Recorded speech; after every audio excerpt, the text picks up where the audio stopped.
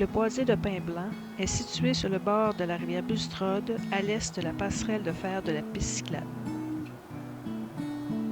L'entrée, très discrète, est accessible par la rue des Mésanges. C'est le seul endroit autour du réservoir Baudette où il y a une concentration de pin blanc. Malgré une apparence naturelle, ce boisé a été aménagé.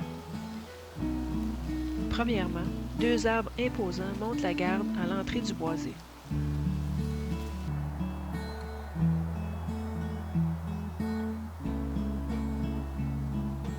Deuxièmement, le boisé s'ouvre sur un espace dégagé sans souche ni régénération.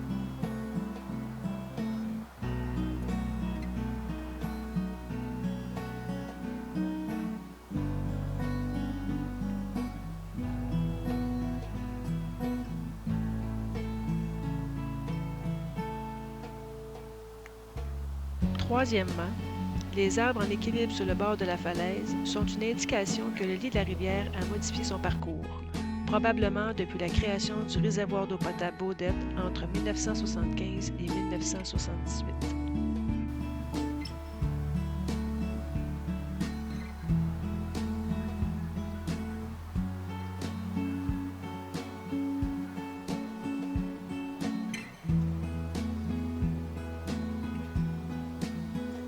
Quatrièmement, des arbres forment un alignement non naturel.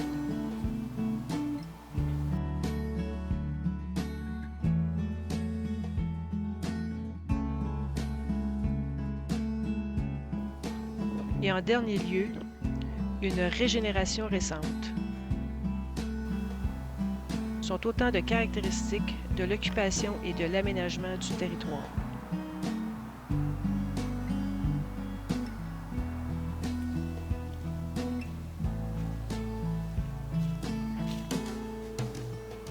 Pour déterminer l'âge des pins du boisé, des mesures sont prises afin de les comparer avec des pins d'un autre site dont l'âge est connu.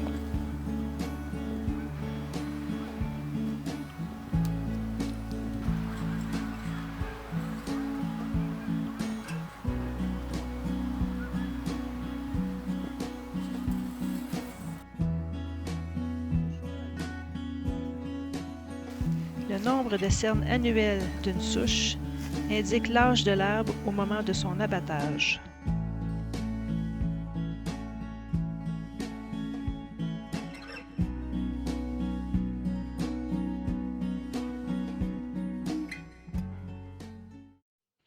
On rencontre au Québec 3 espèces de pins. Le pin blanc est constitué de bois tendre et peut atteindre jusqu'à 300 ans. Il possède un faisceau de 5 aiguilles. Le pin gris à l'écorce orange porte aussi le nom de pin tortueux. Il ressemble à un bonsaï géant.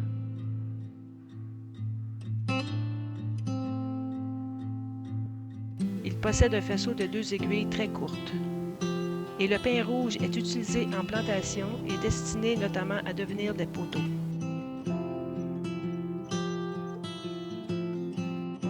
Le pin rouge possède un faisceau de 2 aiguilles beaucoup plus longues.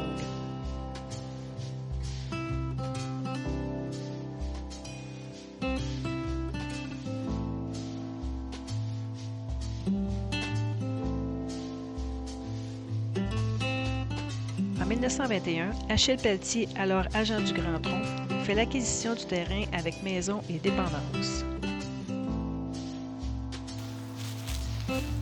Une enclave de 80 000 pieds carrés, bornée par la rivière Nicolette-Branche-Nord, le rang 12 de Stanford et les terres de Donat la Bonté et Flavien Garand.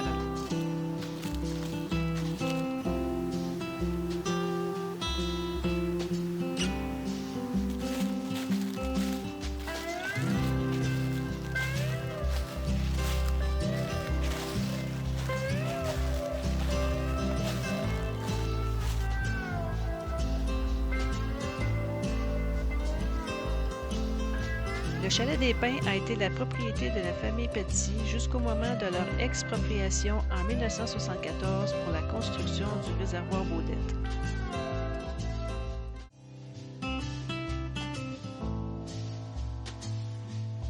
Le rang 12 de Stanford se rendait en droite ligne à la rivière avant de prendre un virage à 90 degrés. Et sur les berges, un dépotoir était en opération.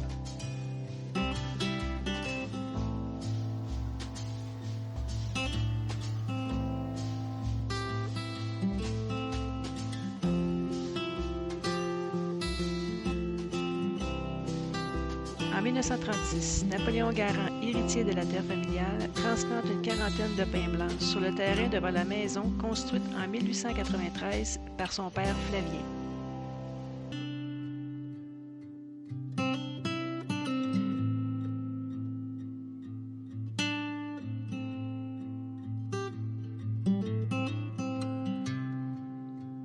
Pour déterminer l'âge des pins blancs du boisé, des mesures ont été prises sur les arbres de la plantation de Napoléon Garand, les deux sites étant similaires car à moins de 1 km à vol d'oiseau.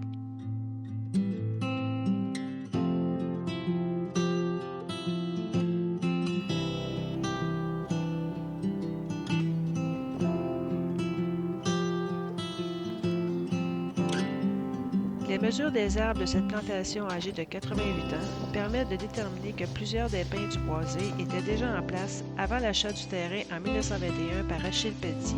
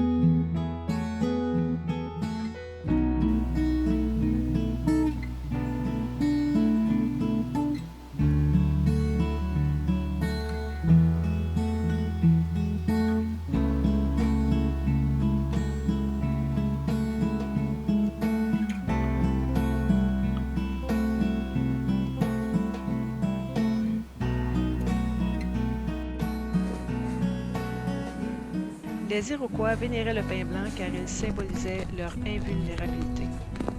Il était utilisé en préparation médicinale et pouvait même combattre les maladies apportées par les esprits. Utilisé comme mât des voiliers et bateaux britanniques, le pin blanc est aussi à l'origine de la navigation de trains de bois équarris sur le fleuve dès 1806 et ce pendant un siècle.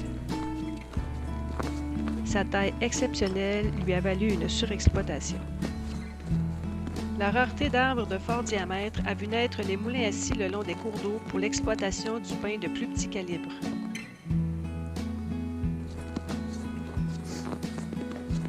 Sauf à de rares endroits, il n'existe plus vraiment de pin blanc d'envergure. Et les arbres du boisé sont encore très jeunes malgré qu'ils soient centenaires.